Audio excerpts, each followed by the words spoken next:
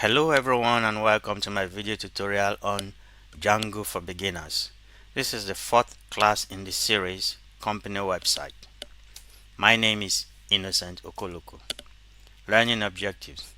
At the end of this class, participants should be able to create a project and an app in a virtual environment, create project level templates, use template context, tags and filters, create class-based views and generic class-based views, utilize getContextData function, demonstrate template inheritance in adding a header, utilize named URLs, test URLs, named URLs, template names and template contents, use Git and push code to GitHub.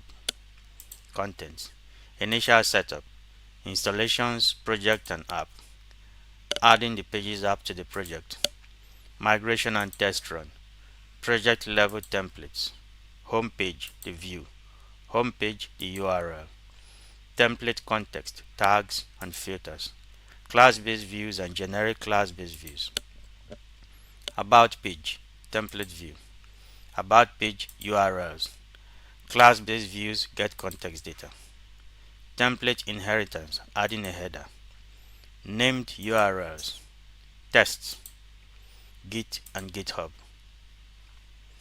Initial setup. In this class, we are going to build a prototype company website while learning more about templates, introducing class-based views, and integrating more advanced testing than the one we have done so far. So the steps to follow: we make a directory called company website, enter the directory, create a virtual environment, activate the virtual environment. So this is what it will look like in VS Code. We'll go straight to VS Code. So if you have been following the tutorials this far, this is the directory where we've been putting all our projects. So we say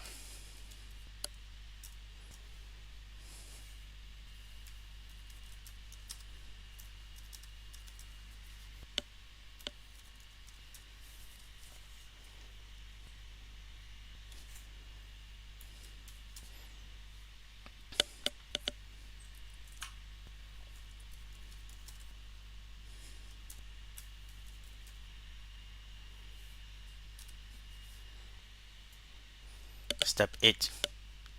Go to the company website, project settings, and update installed apps as follows. So we just put the new pages app we've created inside it. If you have been following the tutorials from the beginning, everything we've done here now is routine. It's the same thing. So these are the sites we have been creating so far. This is the company website that we just created now. So this is our project directory and this is our pages app directory. So we'll open settings.py as usual and then we'll register pages app. We will search for installed apps.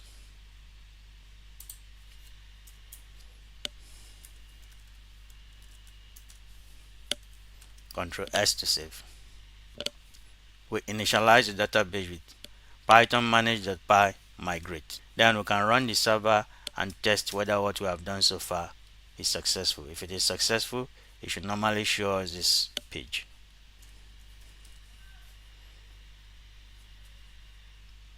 If migration runs successfully, you will see that an SQLite database has been created for us.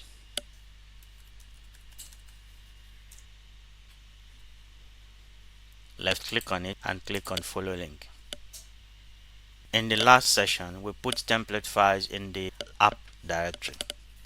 Another method is to create a single project level template directory and then place all templates within that particular directory. However, we must update settings.py file to tell Django to look into this particular directory for templates if we are following this route. So if your server is running, the first thing you should do is quit it. And then we are going to create a project level directory which is called template. So I press Ctrl C to stop the server, CLS to clear the screen. Then I say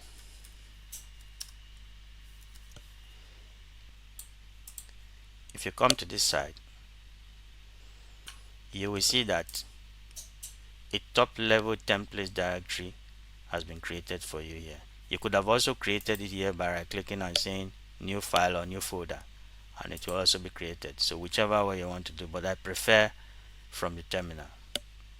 So what you are going to do now is go to the project directory, settings.py, template.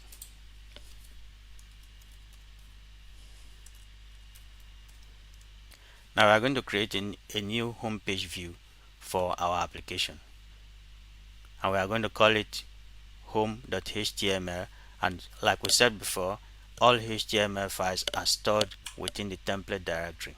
After creating the home.html, we'll just update it with this simple information: company homepage. Right click on the template directory and say new file.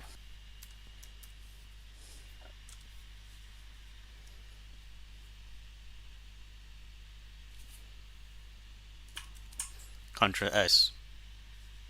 Next thing, we are going to update our views.py that has already been created in Pages app as follows. To get your views.py app directory,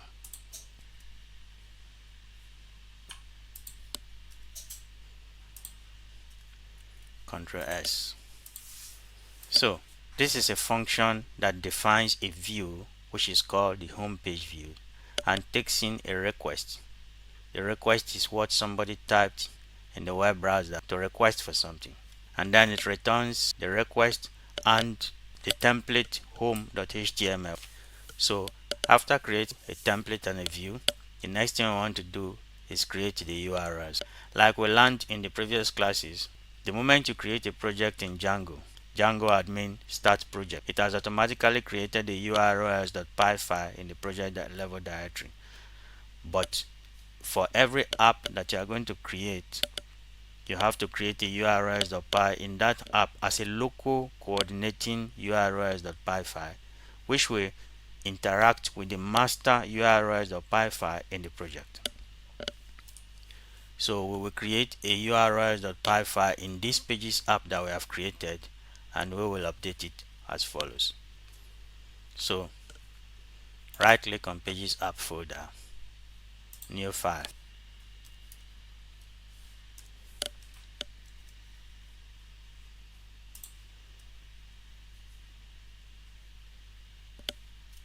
Ctrl S to save. Let me explain this again.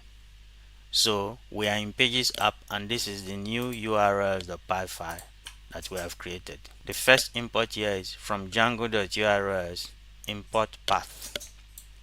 In order to be able to define a URL path for a particular view which you created, homepage view, remember that we created this as a function in views.py inside the app folder. So the first pattern we are giving here is, this is the path for this view, which is going to be the homepage view. What this means is that if a user visits the local host while the Django server is running without typing anything further on this side, that's what this blank means. Just show whatever is in this view created there. And what does this view show? Show the homepage view, home.html. Whatever is in that HTML page is what you are going to save. The next thing we are going to do now is update the urls.py in the project file, which is the master, by introducing or registering this URL which we have created for our app inside the master urls.py. We will now open the project urls.py, which already has one URL registered, the admin part. So open the project folder, and this is the urls.py that was created for you by default the moment the project was created. So you see the admin path has already been created. What we want to do now is add the path for our old urls.py which we created in our app.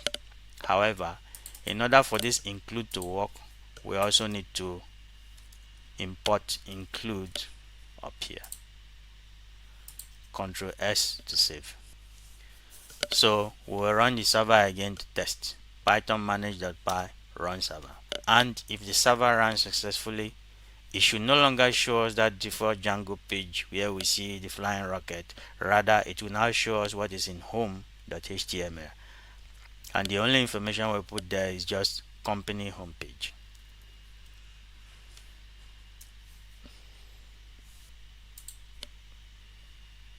We will now add a template context to our homepage view and some of Django's built-in tags and filters.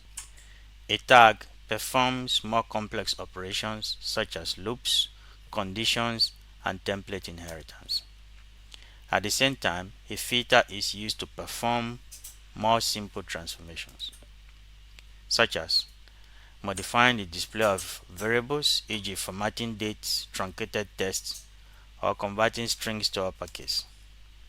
However, in Django, there are too many tags and filters to memorize, so we just use the common one. A template context has a dictionary structure of keys and values. In order to try to use templates, we will update our pages app views.py as follows.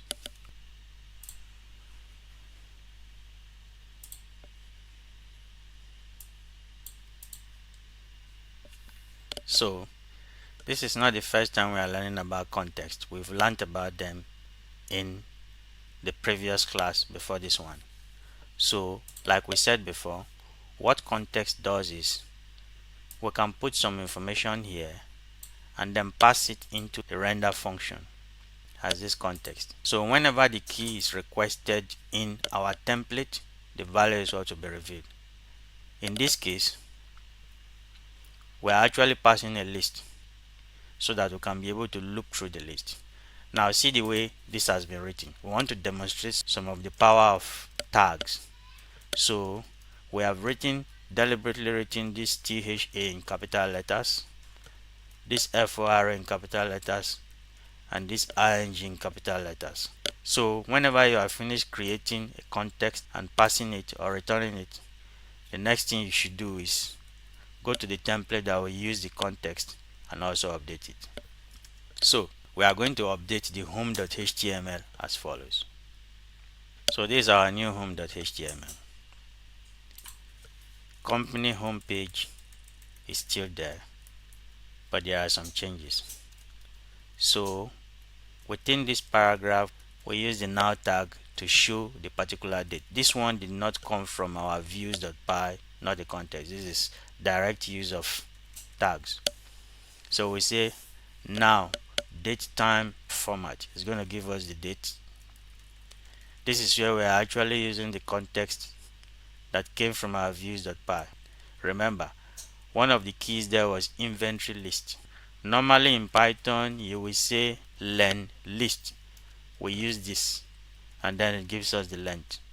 There are inventory list length items of inventory which will be reported as there are 3 items of inventory.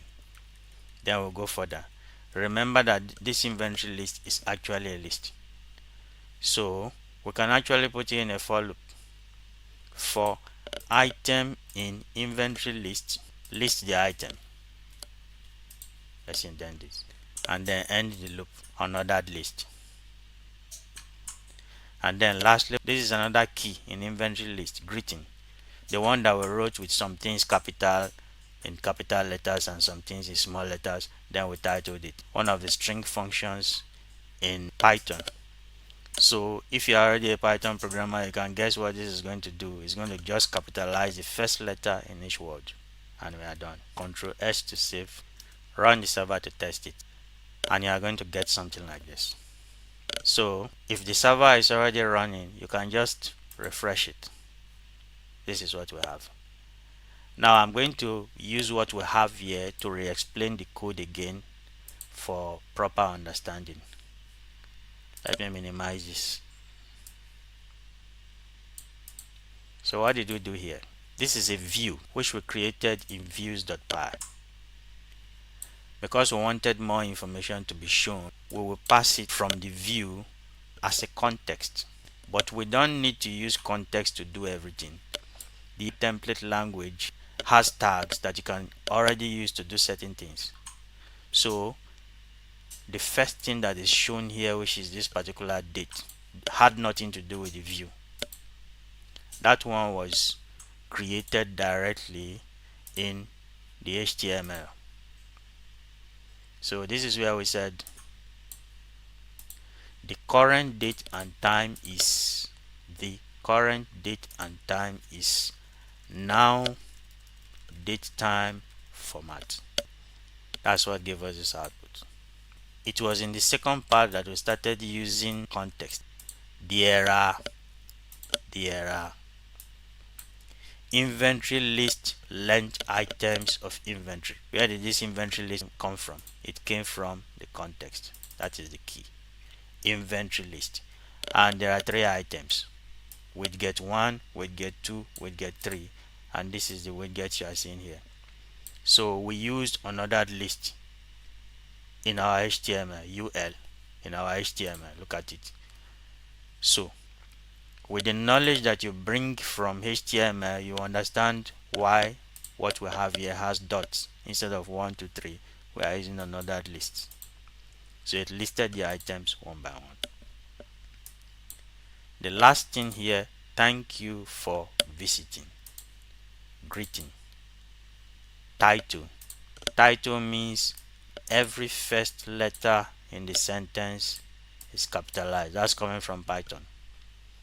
So greeting, this is the key. In the context, thank you for visiting. So if you want to learn more about built-ins and templates, you can visit this web page, and there's a lot to learn from there. So function-based views are cool, but there are some drawbacks. They lack an easy means of inheritance, meaning that developers must repeat the same code snippets in each view over and over and over again. So for that reason, they typically become lengthy in real-world projects.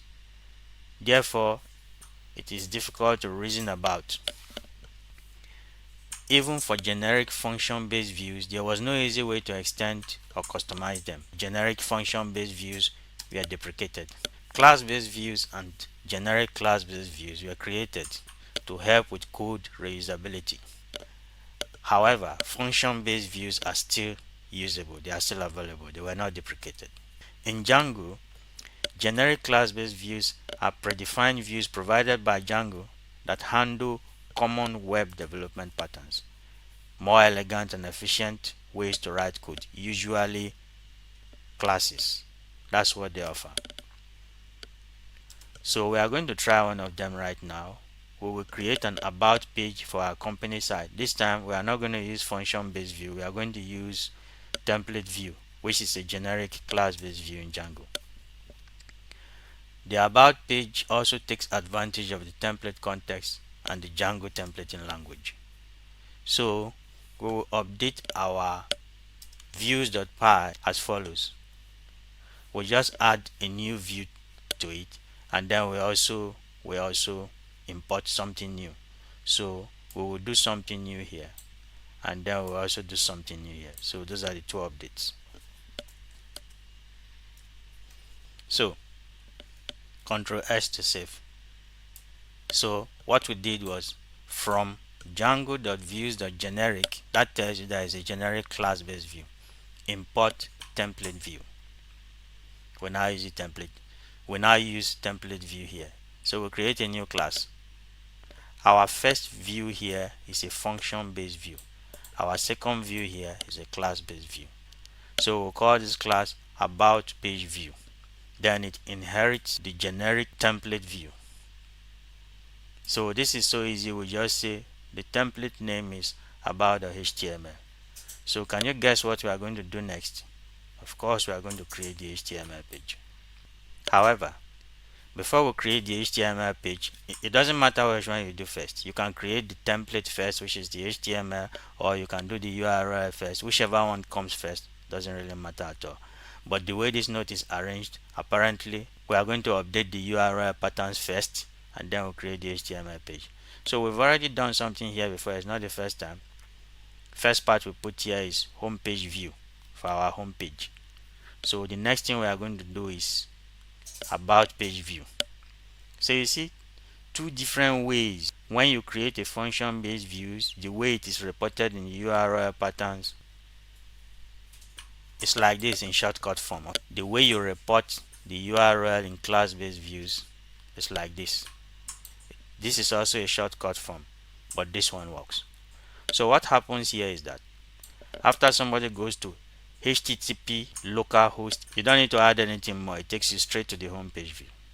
However, in order for somebody to be able to see what is in about view, the person must type about in addition. So let's update the URL in Pages app.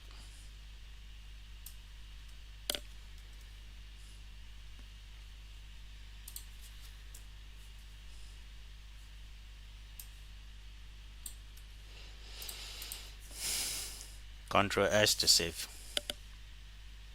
So what do we do next?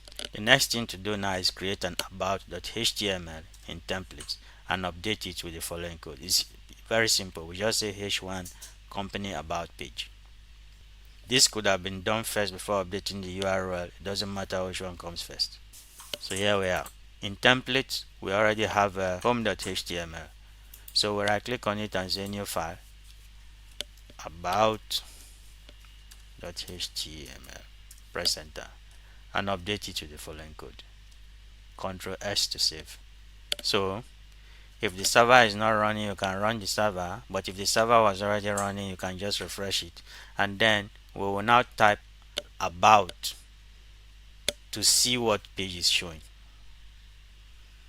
The server is still running in this case, so I just press the slash and say about. So the about page is showing. The recommended approach for updating template context in generic class-based views is something called get context data. Let's now add the context data to the about page, and then we will update the pages app views.py as follows.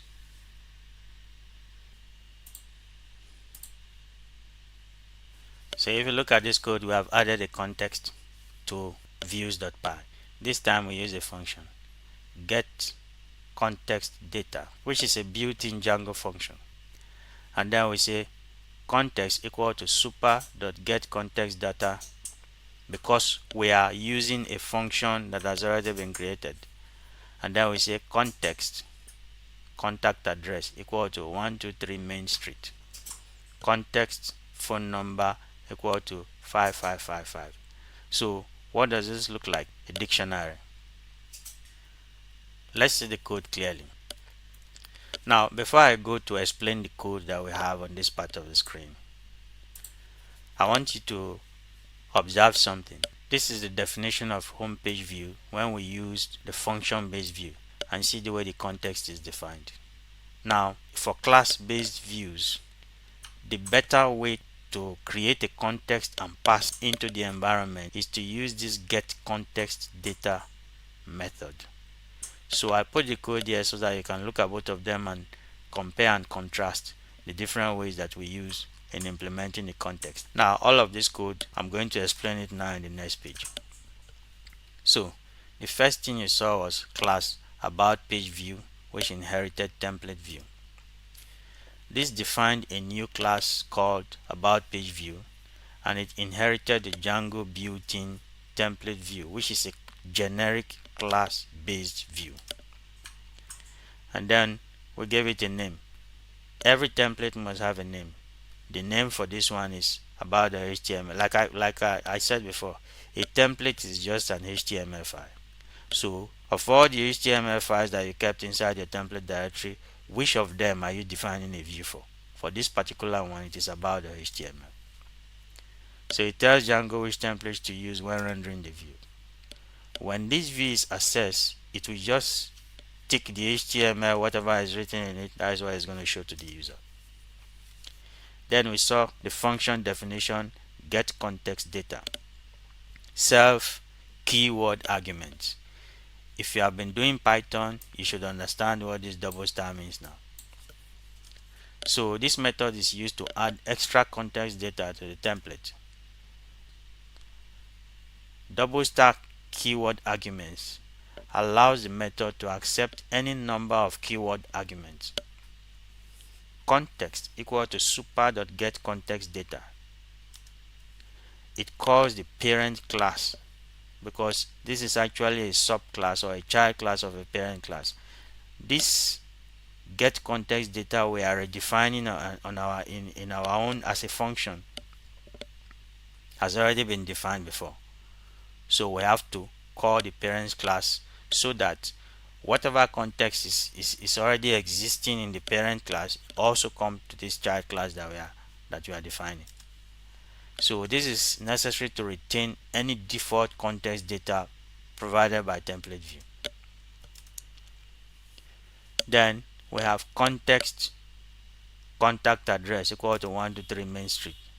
So it just adds a new key value pair to the context dictionary. You know how dictionaries behave. If you have already created a dictionary before, you can add as many new key value pairs as you want, and this is the way to add it.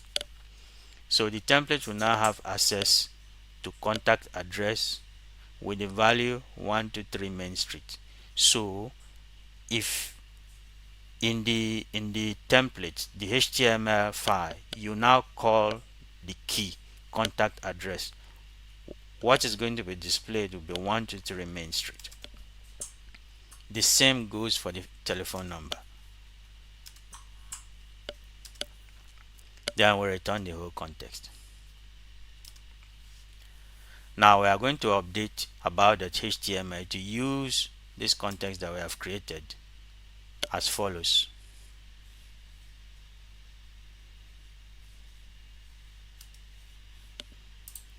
About the HTML.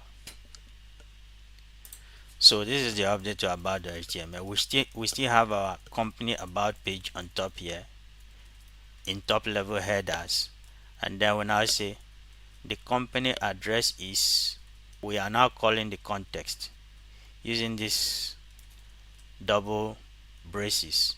Contact address, which is the key, what is going to be shown is the value, and the phone number is, this is the key, what is going to be shown is the value. Ctrl S to save your file.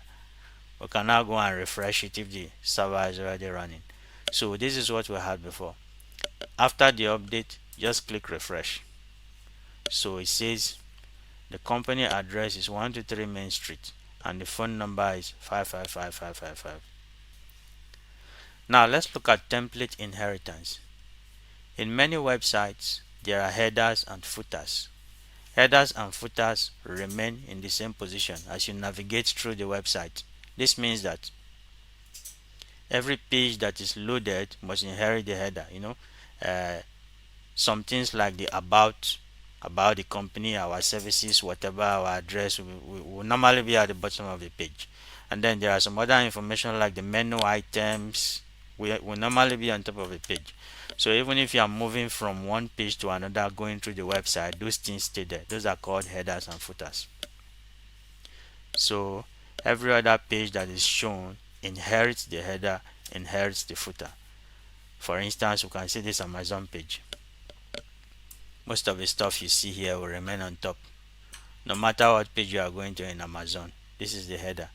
I was unable to show the footer here because it's far away below, but there is also a footer. So header and footer can be created as templates. Django has a minimal templating language for adding links and basic logic in our templates. So the templating language consists of template tags in the form of percentage, something in between here, where the something is the template tag itself. So we are going to create base.html template file. It contains a header with links to our two pages, and the base.html file is going to look something like this.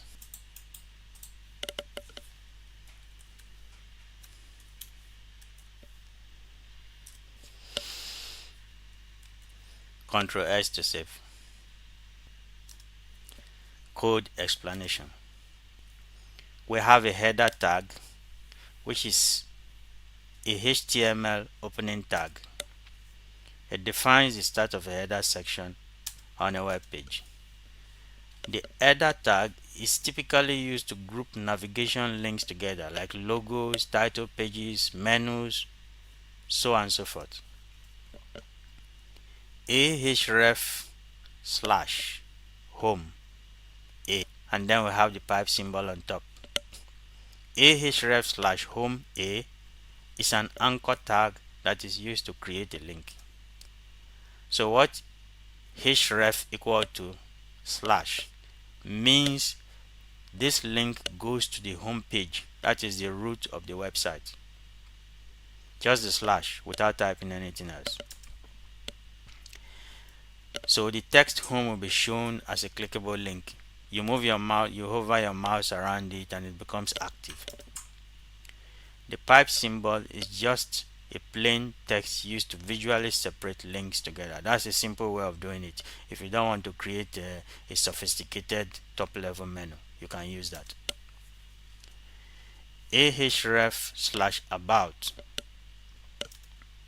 is another anchor tag. So what this means is the link points to the about page of the website. If you click about, it's going to load the about page. The text about will be displayed as a clickable link. Then we have a closing tag, which is a closing tag for the header, and it indicates the end of the header section. The percentage block content, end block content, this is not a standard HTML. It is a template directive used by the template engines like Jinja2, Flask, or Django templates. In our case, it is a Django template. So this statement starts something called a named block, and it is called content. It is a placeholder where other templates that extend this one can insert their own content, and the end block marks the end of the content block. So what does it do? The file sets up a layout with a reusable header that contains links. Below the header there is a space, which is block content, where specific content from other pages can be added dynamically. So it is useful when you want multiple pages to share a common layout like a header and footer while showing different main content. So we will put it to use so that we will see clearly how it is working. We will now update home.html and about.html to extend the base.html template as follows. So here is our updated home.html. It already extends base.html. So if we go and look at base.html, there are two things here that will be on top, separated by this pipe symbol: home and about. Home and about. It means that in home.html, that home and about, whenever home.html is loaded, every content of base.html will first of all be shown before the contents of home.html. So look at base.html.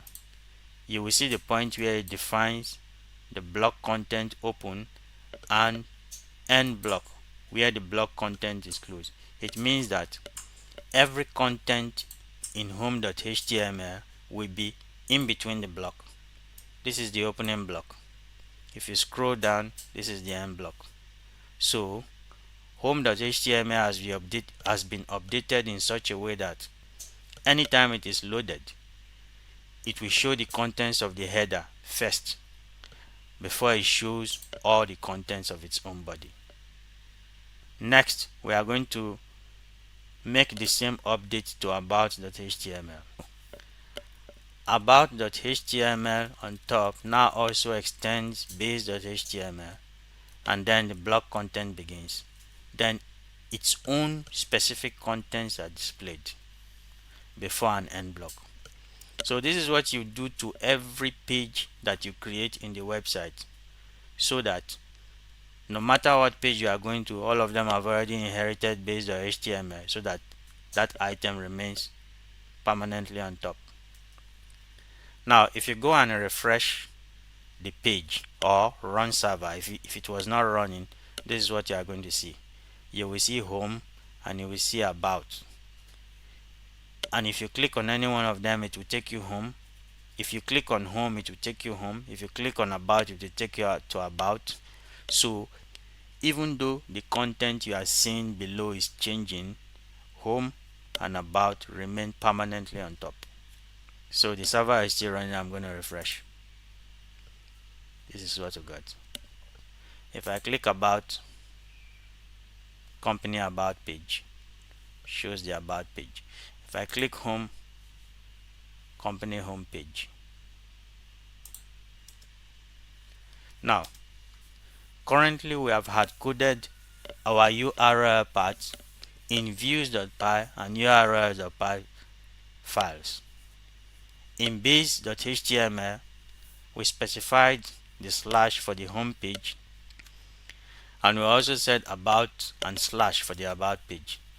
So what happens if we change the URL path in one place but not in another? Imagine you have a website that contains 50 pages, 100 pages, a lot of pages. So you'll be going through all the pages one by one and be changing the URLs. So if you change one and you don't change the other, whenever the other page is loaded, you get a 404 error that the page is not found. So the idea of having a canonical location for logic is taken seriously by Django, and we are going to put that idea to work in what we are doing. To reference a URL and its associated view once and only once, we use something called a named URL, so that we can just change it in only one place and it will cascade across how many pages you have in the website. We use the path function. The path function that we have been using with urls.py actually accepts more arguments. So the function does not just take only the two arguments that we have been using since the route and the view. It also have keywords arguments and name, which we have not been using. By default, keyword arguments and names are set to none, but you can update them. After updating urls.py, the url.path will now be set in only one location, and that location is in the urls.py file. So to do that, we are going to update the urls.py file in pages as follows, and we will also update the base.html as follows. So what have we done here? We added something to what we had before. We gave a name, is it not? So previously the only thing we did was path. About, we just said about page view as view. We didn't indicate the name. Also, for the function based view, which is home page view, we just said path is nothing, that is the HTTP localhost, without anything else. Then we said home page view, but we didn't give a name as home. So this is the update we are going to do.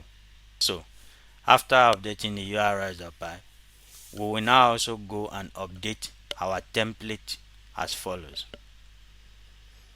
So instead of using the former method we used before, we will now actually specify URL home and URL about.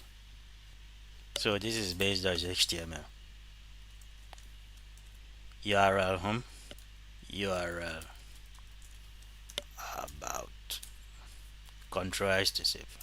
So this is the update in the pages app URLs apart. So we give a name about for the about page, and we also give a name home for the home page. About, home, about, home. Now that our system is working, let's come to testing. Testing is important to know if your website is working properly. For a tutorial on Python unit test, visit my YouTube video in the link shown below, or you can watch another YouTube video on testing. In the previous class, we wrote a single test unit for each web page, checking that it returned an HTTP 200 code. We will repeat that again as a quick recap before adding more robust tests. So, update the pages app test.py as follows. I'll stop the server, test.py. So these are updates to tests.py. About page test, simple test case. We are using simple test case because no database is involved at this stage. So in the second one, we are testing URL exists at correct location. Also, so in the first test, if a user entered the base domain name, is it successful? Does it return the 200 code? In the second test, if the user enters the domain name in addition the user types about, does it also return success? So those are the two tests. So we can now say python manage.py test. Our two tests are successful. The full code explanation, if you need more explanation, has been given in the previous class. So if you feel like you want to see that video again, you can go through it again. So what has changed in the company's website versus the previous personal website? We used named URL names for each URL route instead of hard coding the URLs. So the next thing we are going to test is to check that they work as expected. We can use the handy Django utility function called reverse, and to do that we are going to update the test file as follows. So here is the updated code for the test.py file. The first new thing we put here is this reverse, because that's the function that we are going to use now in the new test that we are going to include. So for the home page tests, we have also included a new test function, test URL available by name.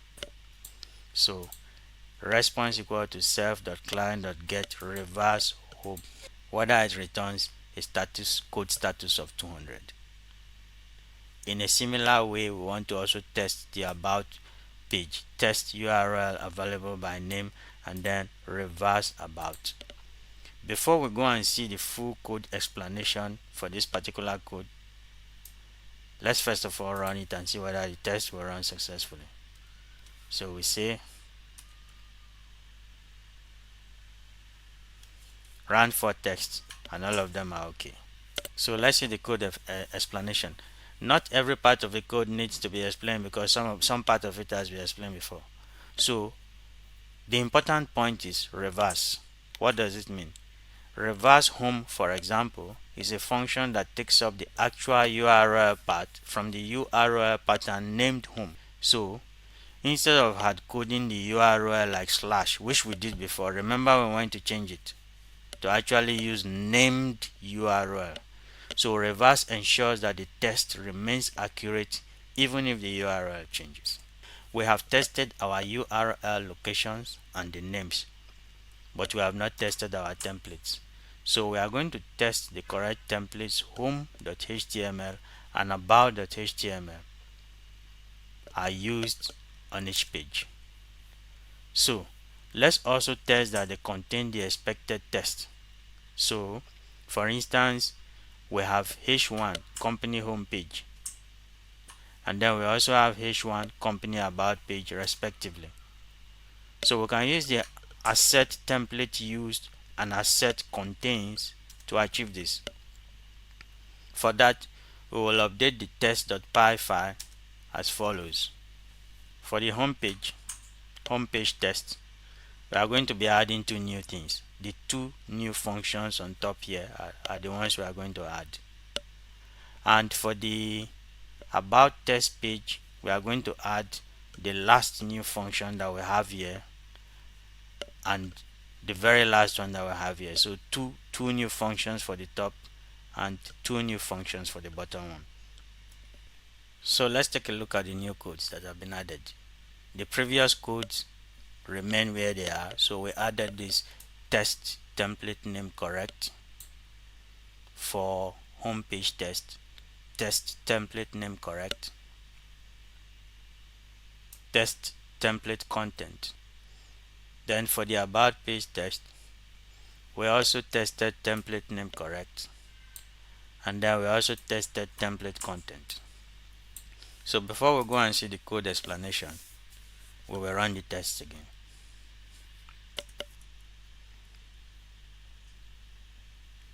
8 tests ran successfully. Now let's see whether we can have a deeper understanding of the code. So we are still using the reverse. Test template name correct for about. If the response actually is about, then the template that was used is about. The test will pass. But if the wrong template was used anywhere in the code, it was not about, then the test will fail. So we actually gave it about, and then we tested whether it was about the HTML that was shown. If it is true, our code is working correctly. We also tested the content. So if we give about, the page that was shown, does it contain company about page as a part of the content that is inside it? If it is yes, then the test has passed. Otherwise, the test will fail. So our test actually passed. So it's time to track our changes with Git and push them to GitHub. As usual, we start by initializing the directory, checking the status of our changes, Git init and Git status. So next thing we are going to do is create a top level git ignore file.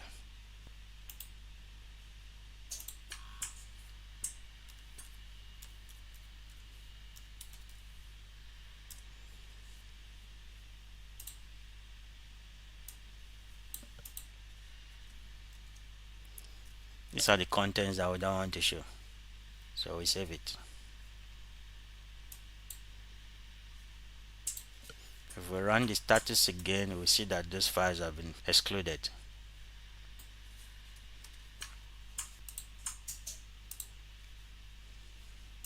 Requirement that text has been created.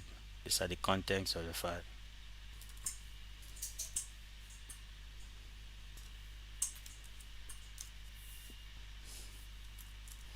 So let's do our initial commit. Now log into your GitHub and create a new repo. We'll call it company website. Make sure the private radio button is selected. Click on the create repository button.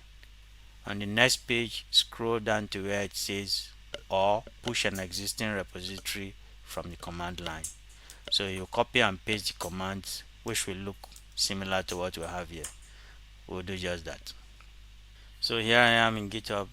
I'll now say new repository, company website.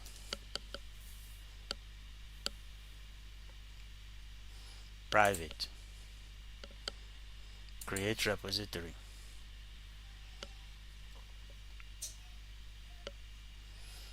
or push an existing repository from the command line.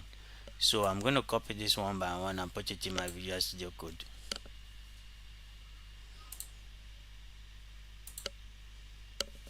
If I CLS, paste this, press enter.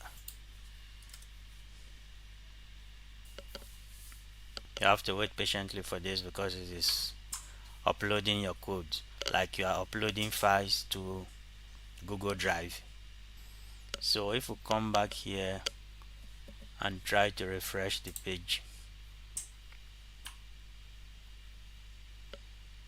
so here is my company website repository. It has been uploaded. If you are interested in this homework, it will be good for you to practice and improve your skills.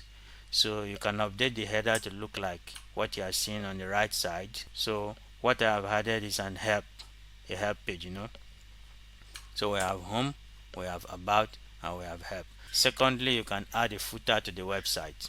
as it is shown. So whenever you finish making all these updates, you should click about and home to toggle to make sure that everything is shown the way it is here, no matter which page you are going to. So we have come to the end of the class today. The textbook we are using is Django for Beginners by William S. Vincent, an excellent textbook. This is the Amazon link for you to grab a copy.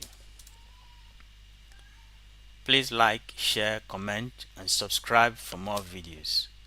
Thank you and see you in the next class.